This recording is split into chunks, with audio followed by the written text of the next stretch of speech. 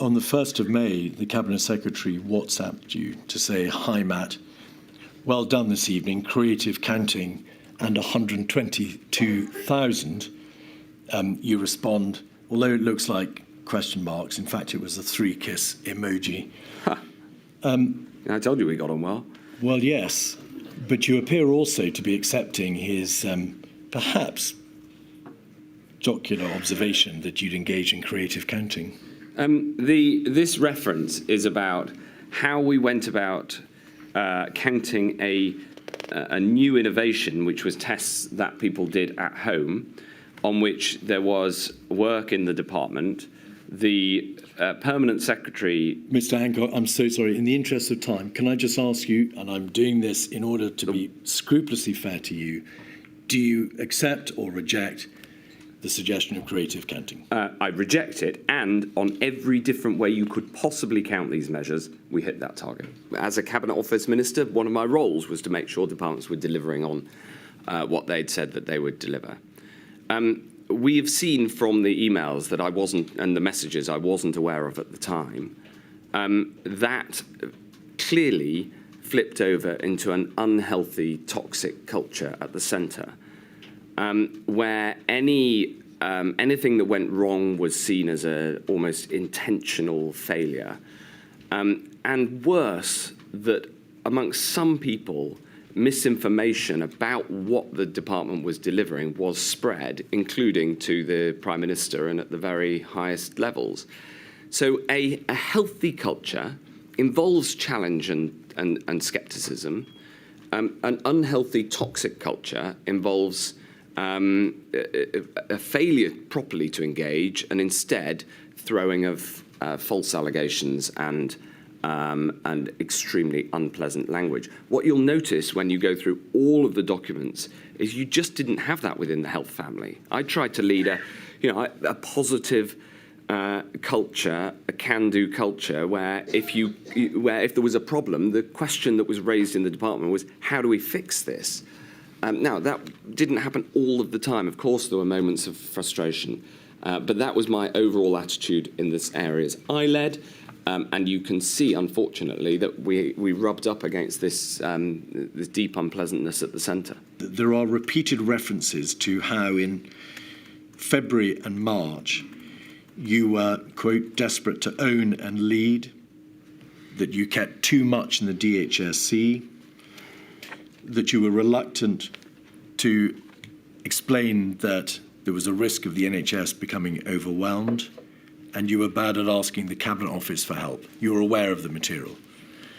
Does that not all rather suggest that in those vital days of January through to March, the DHSC failed to tell central government how bad it was and what could be done to address the question of infection control? No, that's completely the wrong way round. From the middle of January, we were trying to effectively raise the alarm. We were trying to wake up Whitehall to the scale of the problem. And this was a problem that couldn't be addressed only from the health department. Non-pharmaceutical interventions cannot be put in place by a health department. A health department can't shut schools. It should have been grasped and led from the centre of government earlier. And you've seen evidence that repeatedly the department, across the department, and I tried to make this happen. And we were on occasions blocked, and at other times, I would say our concerns were not taken as seriously as they should have been until the very end of February. So, for instance, the very first time I tried to call a Cobra, I was blocked, ultimately only for 48 hours, because I then went to get other voices to call for a Cobra, and it happened. And getting the machine at the centre of government up and running was incredibly hard and took a huge amount of effort. When it did finally get up and running at the end of February, then things started to move. And so I've heard these accusations that we tried to do too much. On the contrary, there was so much that needed to be done and in some cases we just had to get on and do it. It would have been far better if, instead of thinking that we were overreacting, as the Cobra machine clearly thought we were, if they had embraced the challenges and it had been led from the centre. If I think had there been under another regime, under another cabinet secretary, I was a minister under David Cameron, under Theresa May.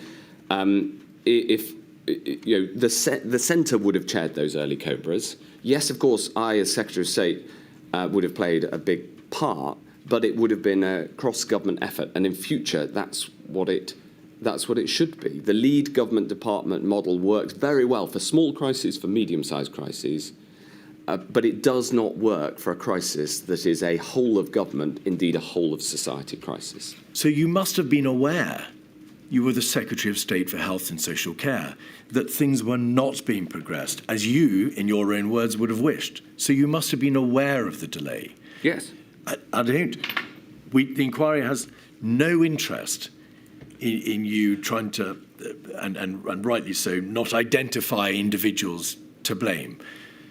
But you must have been aware that cross-government, systemically, the United Kingdom government was failing to respond sufficiently, speedily and well in this crisis. It's not a matter of hindsight. You could see it happening at the time. Well, I found frustrations in areas I wanted to push forward at the time. The evidence I'm giving is that now, having seen it from the inside, in many cases, people had reasonable arguments for why they were doing that. They were behaving professionally. There was, of course, also this very unpleasant, toxic culture. But I think that became a problem later rather than early on. I think it was just reasonable people doing their jobs, saying, really? There are known costs to the things that I was trying to do and unknown benefits, because at this point it might still have all been contained within China. So people saying, are you sure you want to do this? Do we really want to tell the public we might shut down whole cities? Well, yes, I did want to do that. But I can I'm just trying to empathise with why people reacted the way that they did at the time. Now, you've mentioned plans, and the lack of planning is an important part of the inquiry's examination of this area. In your statement, and you've acknowledged it already, you observe that there was no book or report to pull off a shelf to tell us how to handle a pandemic. But in a WhatsApp message from you to Mr. Cummings on the 12th of March, can we have 48313, page 68? In the context, Mr. Hancock, to put this in its correct context, watching Question Time, we need to up gear on winning the public argument. So it's in the context of the debate that was then rumbling on, in fact, about reasonable worst-case scenario, herd immunity, behavioural fatigue, and so on and so forth. Yeah. You say we are better prepared than other countries.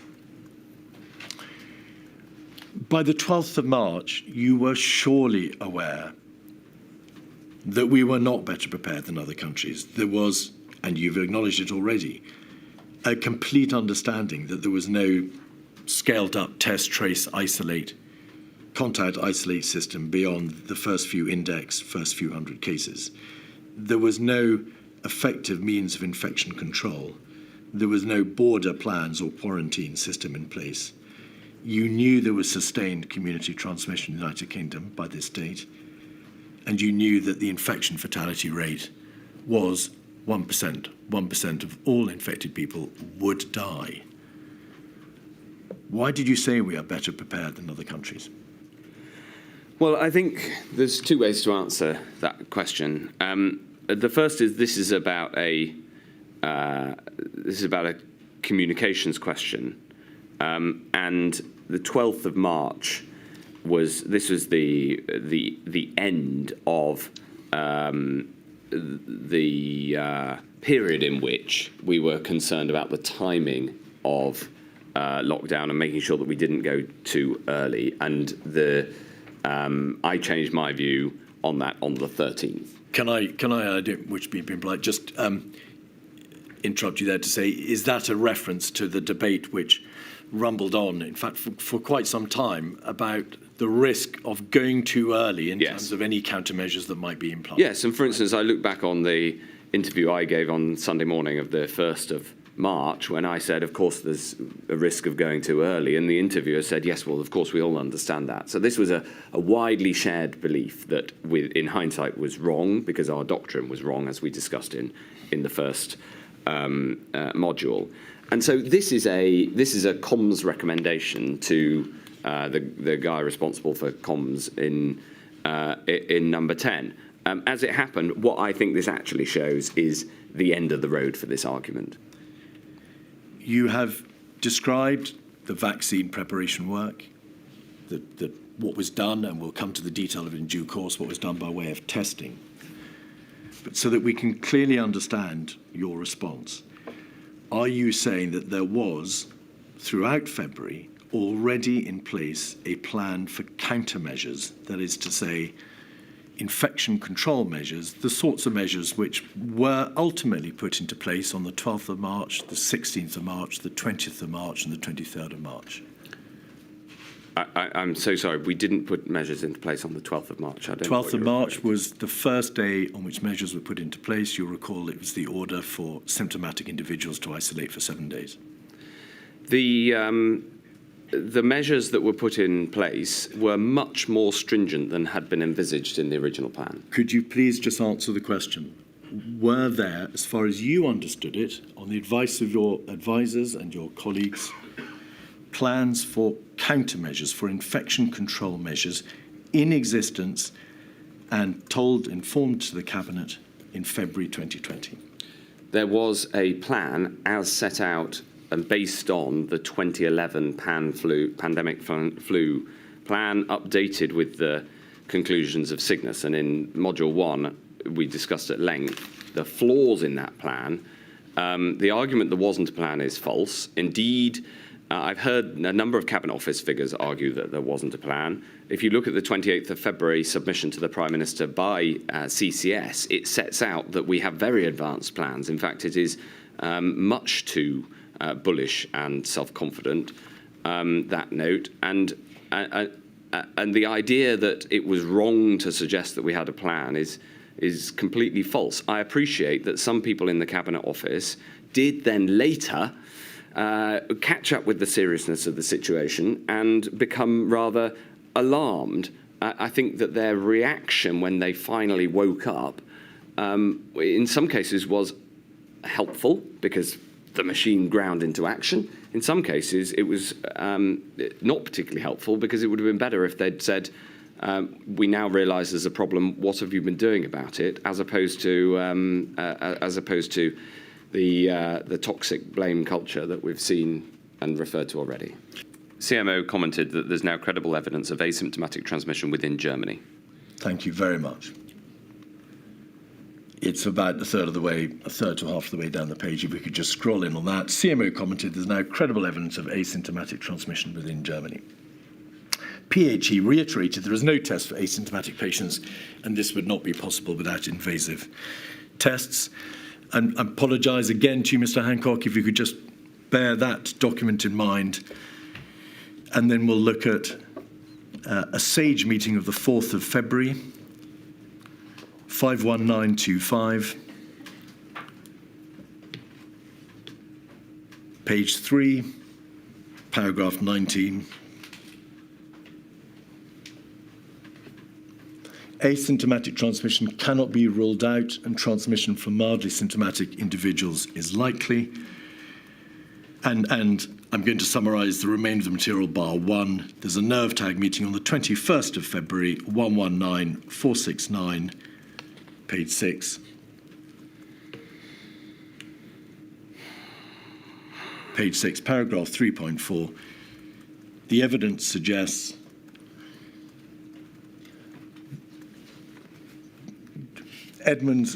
Professor John Edmonds commented on this after the meeting, taking into account the issue of asymptomatic cases, where the evidence suggests that 40% of virologically confirmed cases are asymptomatic. And that is, of course, in the context of the virus at large, but in particular, it spread in Singapore, South Korea, and Japan.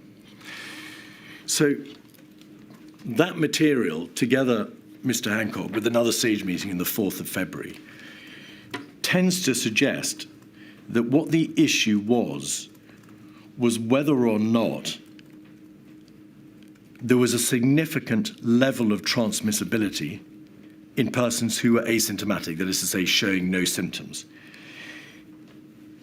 Putting it another way, if they're not symptomatic, they're not showing symptoms, then their transmissibility, the degree of contagion or contagiousness, is likely to be lower. This material doesn't say in terms there is no asymptomatic transmission. It simply says it reflects the developing learning. It's not likely, but it becomes increasingly likely, and indeed, by the nerve tide meeting the 21st of February, there was clear material to suggest there is asymptomatic transmission. Yes. In relation to the virus and its application abroad. So what were you told at that degree of difference? Were you told there is no asymptomatic transmission, which is what you appear to have been told? Yeah. Or were you told it's very difficult to be sure, there are no certainties in this sphere, but it's possible and then likely to be asymptomatic transmission. And of course, ultimately, as you know very well, a precautionary approach is applied. We can't take the risk that there isn't. We better work on the premise that there is. Yes. So this I apologise for very... No, it's an incredibly important subject. This was a deep frustration to me at the time, and it is, as I said, my single greatest regret with hindsight was not pushing on this harder, and ultimately not overruling the formal scientific advice that I was receiving. So there's only one thing in your summary that I would challenge, which is that the WHO statement of the 2nd of April that you referred to, in fact said, and I quote, "no documented asymptomatic transmission." It was then on the 3rd of April that the CDC came forward with a survey which demonstrated to a point of scientific clarity that there was highly likely to be asymptomatic transmission. And it was that CDC document, and I remember it very clearly at the time, that was instrumental in then changing the scientific evidence that underpinned the policy advice in the UK. So I was aware from very early on of the concerns that there may be asymptomatic transmission.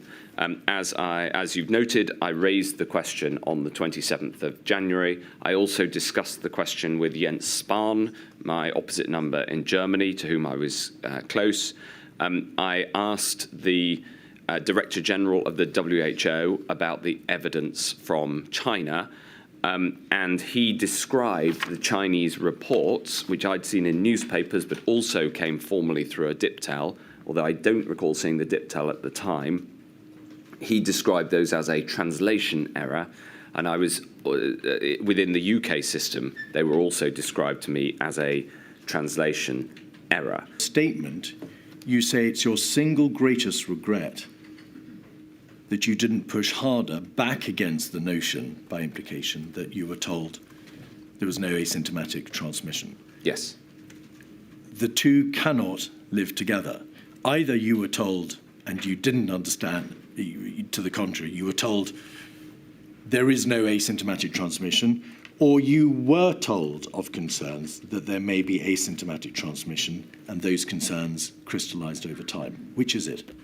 I have explained, and I'll try to do a better job of explaining. Well, no, no, Mr. Hancock, please, if you would bear with us, which of those is the correct position? What was your understanding? It's one or the other? No, it isn't one or the other. That's what I was going to explain. Okay, I will give you my evidence of what I knew at the time and felt at the time and understood at the time. In late January, I became aware of concerns that there may have been asymptomatic transmission from China, from Germany. I challenged the system on whether there was or not. What came back was that, yes, there was anecdotal evidence that there may have been asymptomatic transmission, but that we should not base policy on that assumption. instead, this is what was said to me, the reasonable assumption should be made that COVID transmits as SARS did. And if you read, for instance, the 2nd of April document on transmission advice and guidance for care homes, in it, PHE explicitly state that policy is based on an assumption that transmission of COVID follows the same transmission mechanism as SARS because there is not yet enough reliable evidence to update that assumption. So that is why what you think are two incompatible statements are both true. We were worried about the anecdotal evidence. I was worried about it from January. And there was some evidence of it, often caveated, often with unlikely written by it. But policy was based on an assumption that COVID transmitted the same way as SARS, i.e. no asymptomatic transmission. That was a source of frustration to me, but I couldn't get PHE to change it because it was a clinical, scientific decision, and I was the Secretary of State. The frustration I had is that with hindsight, I should have simply said, that may be your scientific evidence and advice to me.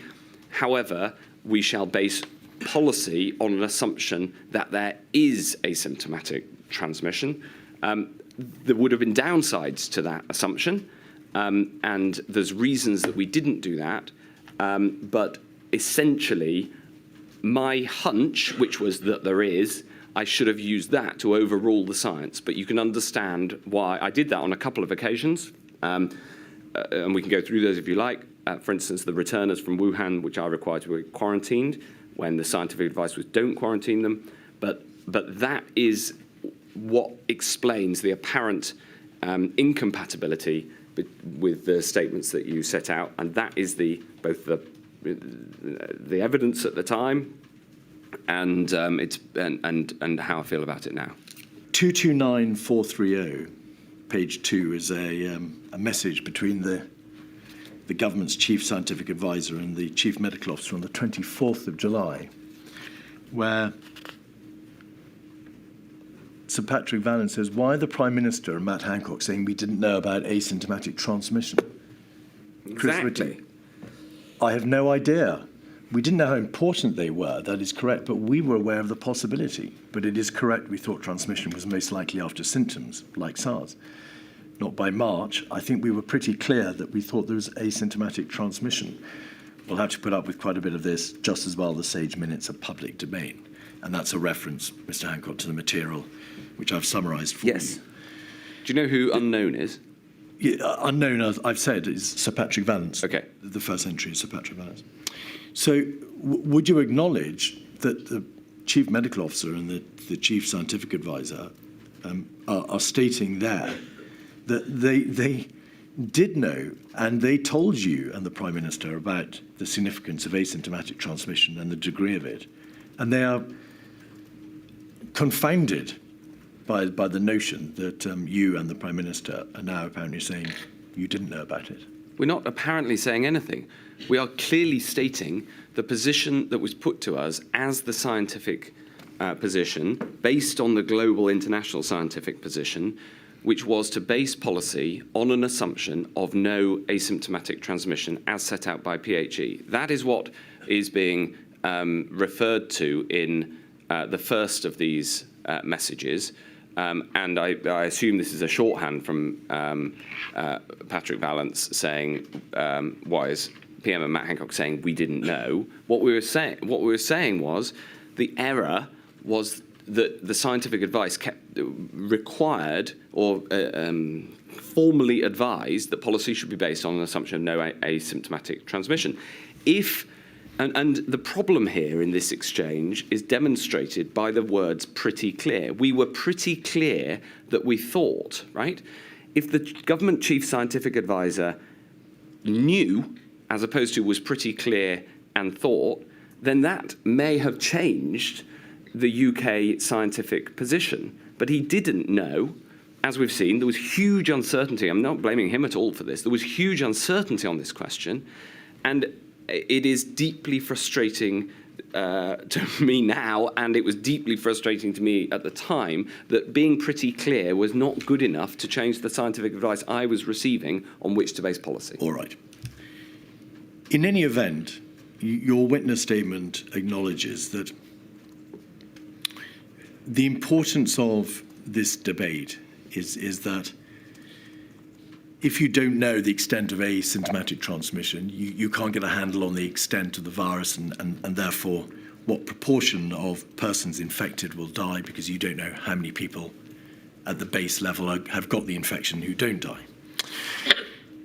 And you make the suggestion in your witness statement that what could have been done in light of what you say is the lack of knowledge about the extent of asymptomatic transmission, is apply a precautionary approach. Yes. That is to say, simply state as a matter of internal policy or approach. Yes. We don't know the extent of asymptomatic transmission. We may not know for some time. So why don't we just apply a careful precautionary approach, which is assume that it is at a significant level. In fact, it turned out to be between 30 and 34%, but you could take any level, 20, 25, 30%, and then decide upon the countermeasures that are necessary to be able to meet that threat in terms of infection control. I apologise for the long preamble. The stage was reached, wasn't it, in early March, around about the 10th and the 11th, that regardless of the science on asymptomatic transmission, that was the correct approach. You simply had to plan on the basis that it was, regardless of how strong the science was. So did it matter, ultimately, given that you did apply a precautionary approach?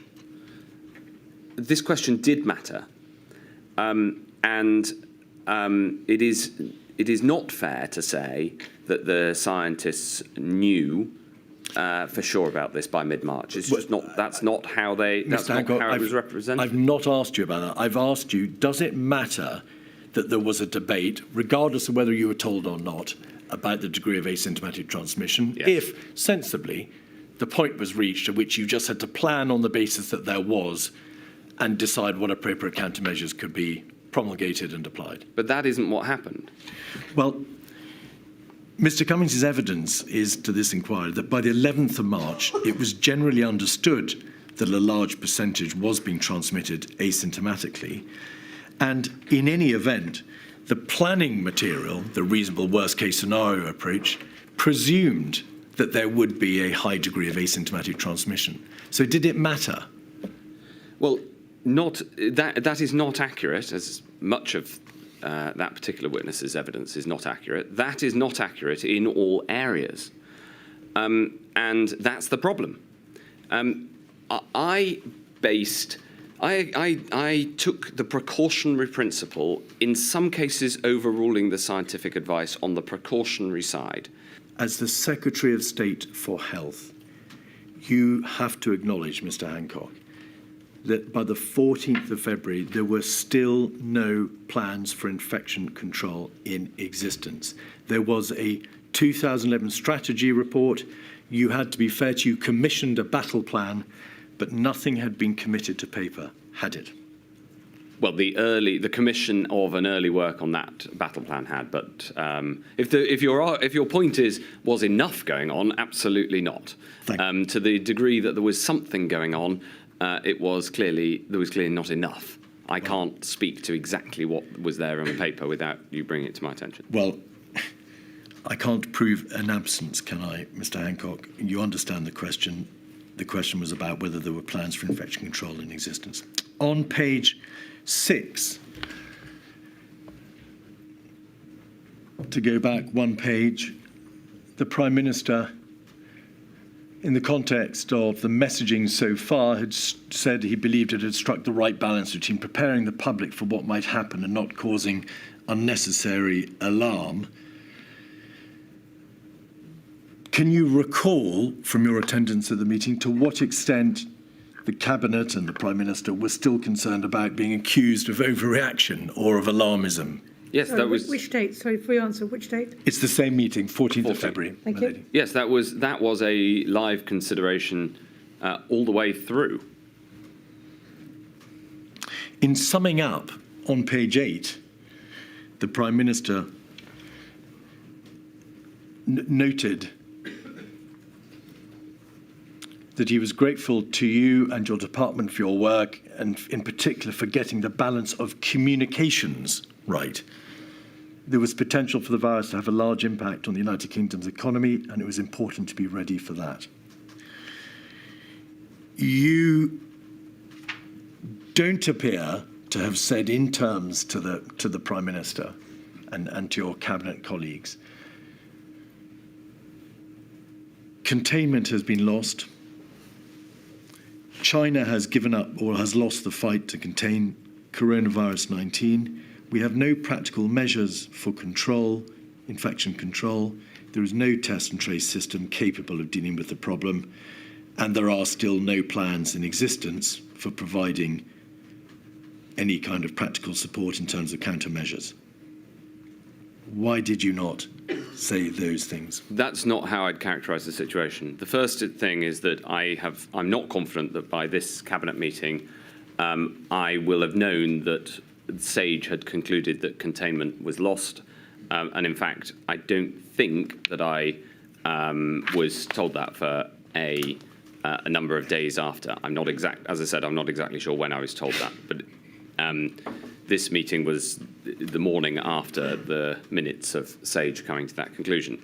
First thing. Secondly, at this point in the department and in PHE and the health service, we were working extremely hard to prepare for the pandemic. I'd commissioned the action plan and work was underway on that. We were attempting and pushing PHE to build the testing system and all of the other things that we were directly responsible for. As I say, we weren't directly responsible for NPIs, and that's the focus of your questioning. Thank you. Can I just ask you to elaborate further on not being responsible for NPIs? Obviously, you are the Secretary of State for Health, yeah. But you're also a cabinet minister. And if you just allow me, please, Mr. Hancock, and subject to cabinet collective responsibility, or also, of course, a major player at the highest level of government. To what extent is it permissible for a Secretary of State to say, on behalf of a department, particularly the department which is concerned with health in a public health crisis, the national countermeasures were not strictly within our purview, that they're a matter for cross-government, when obviously a great deal of time is spent in cross-governmental meetings. You have thousands of calls, thousands of meetings, thousands of officials working round the clock between you all to get on top of this issue. Is that a sustainable position? It is in as far as the point I made. And the point I'm making is that there was a huge amount of work going on these things, including in the department. The wider point I'm making is that there was a limit to what we in the department could do, what it was reasonable to do. We frequently strayed outside the limit of what a health department ought to or normally did. And so so you're asking me for essentially a paper trail around this. Of course, in the national meetings, I should have, it was my role to push for these sorts of measures. The detail of who wrote what the measures should be was not a matter for me. That's the distinction I'm trying to make. So which department of government carried the primary responsibility for thinking about, drawing up and debating the application of countermeasures, infection control countermeasures? Infection control in the population as a whole, as opposed to in hospitals and care homes. National. Cabinet Office. Cabinet Office. Cobra on the 18th of February, 56227. Again, you chair this Cobra, Mr. Hancock. It's one of them, I think 5 or 6 Cobras at that time that you chaired. Sir Professor Chris Whitty on page 5, paragraph 2, provides an update on the global risk, both escalation to a global pandemic and isolation of the majority of cases to China remained realistic possibilities. Now, mindful of what you said, that you don't know when you were told that SAGE had concluded that China had failed to contain coronavirus 19. This is now 4 days further on. Did anybody think, as far as you're able to tell, to stop and say, well, if China has lost control, to what extent can we be assured that it is only still a realistic possibility that the majority of cases will be confined to it? There seems to be very little debate about this assumption. This final sentence that you've brought up here is my recollection of what I was being advised at the time and what I thought at the time. So when I was struggling to answer the question of when I was told that the conclusion from SAGE, this is closer to what I remember understanding at the time. Right. Yeah. This final sentence that you've brought up here is my recollection of what I was being advised at the time and what I thought at the time. So when I was struggling to answer the question of when I was told that the conclusion from SAGE, this is closer to what I remember understanding at the time. Right. Yeah. On the 18th, And you have to remember, in terms of process, apologies, SAGE outcomes were reported to me by Professor Whitty. did you not read the minutes? Later in the pandemic, I took the minutes directly, but at this early stage, I was given a readout from Professor Whitty. Did anybody know that the Secretary of State for Health was not reading the minutes day in, day out from the sole Scientific Advisory Committee on Emergencies? I don't know. The evidence before this inquiry, Mr. Hancock, is that the minutes were deliberately consensus-driven and short.